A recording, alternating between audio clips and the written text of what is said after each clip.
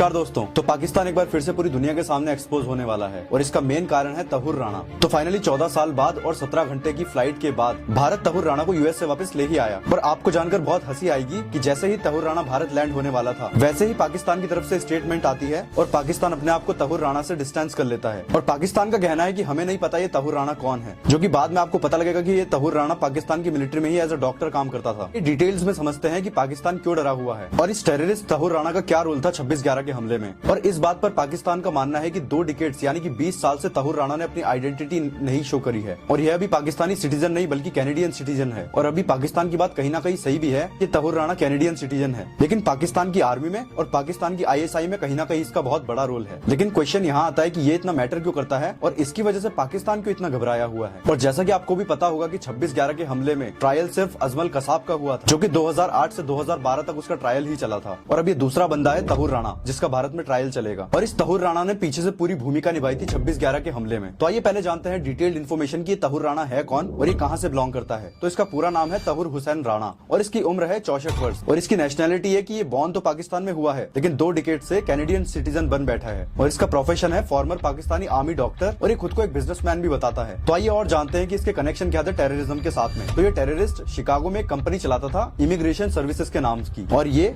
लश्कर ताइबा के ऑपरेटिव्स को support and logistic provide करता है। और ये बंदा काफी समय तक डेविड हेडली का फ्रेंड भी रह चुका था। तो ये डेविड हेडली भी एक टेररिस्ट ही है जो कि अभी यूएस की जेल में बंद है। और अटैक से पहले इसने मुंबई आकर पूरा प्लान एग्जीक्यूट किया था। तो इसने मुंबई आकर हर उस जगह की पिक ली थी जहां पर इनको अपना प्लान एग्जीक्यूट करना था, जिसमें इन्होंने ताज होटल जैसे प्रीमियम जगहों को अपना निशाना बनाया। और ये डेविड हेडली अभी अमेरिका में 35 साल की सजा काट रहा है। तो आइए जानते हैं 26/11 हमले में क्या हुआ था। तो ये हमला 26 नवंबर 2008 से 29 नवंबर 2008 तक चला था और इस अटैक में 166 लोगों की मौत हुई थी और 300 से ज्यादा लोग इंजर्ड हुए थे। और ये अटैक इन जगह पर हुआ था। पहला ताजमहल पैलेस होटल, दूसरा ओबरॉय ट्राइडेंट, तीसरा CST रेलवे स्टेशन और चौथा नरीमन हाउस। इन सब जगहों पर जाकर इन टेररिस्ट ने अंधाधुंध फायरिंग स्टार्ट कर दी थी। और ये टोटल 10 लश्कर ताइबा के ट्रेन टेररिस्ट आए थे पाकिस्तान से और 10 में से 9 को तो उसी समय ही मार दिया था। और जो 10वां बंदा जो कि अजमल कसाब था, उसकी 2008 से 2012 तक कोर्ट में ट्रायल चली थी। यानी कि आप देख सकते हो कि एक आतंकवादी को फांसी देने के लिए पूरे 4 साल लगा दिए हमारी जुडिशरी ने। और अब मेन बात आती है तहुर राणा की। तो ये तहुर राणा वही बंदा था जो पीछे से लॉजिस्टिक प्रोवाइड कर रहा था इन सारे टेररिस्ट को।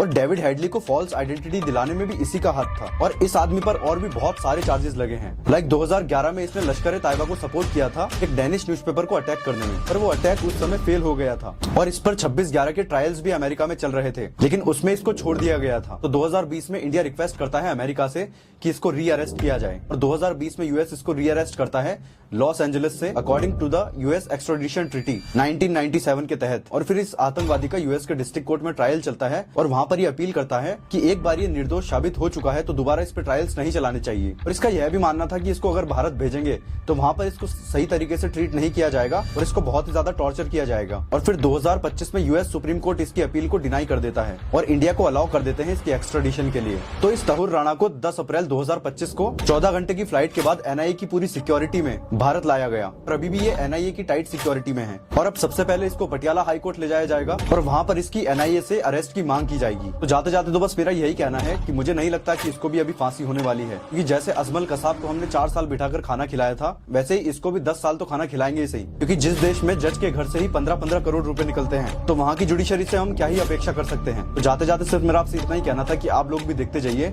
किन किन ऑफिसर्स का योगदान था 26/11 के हमले को रोकने के लिए, जिन्होंने अपनी जान गंवा दी देश के लिए।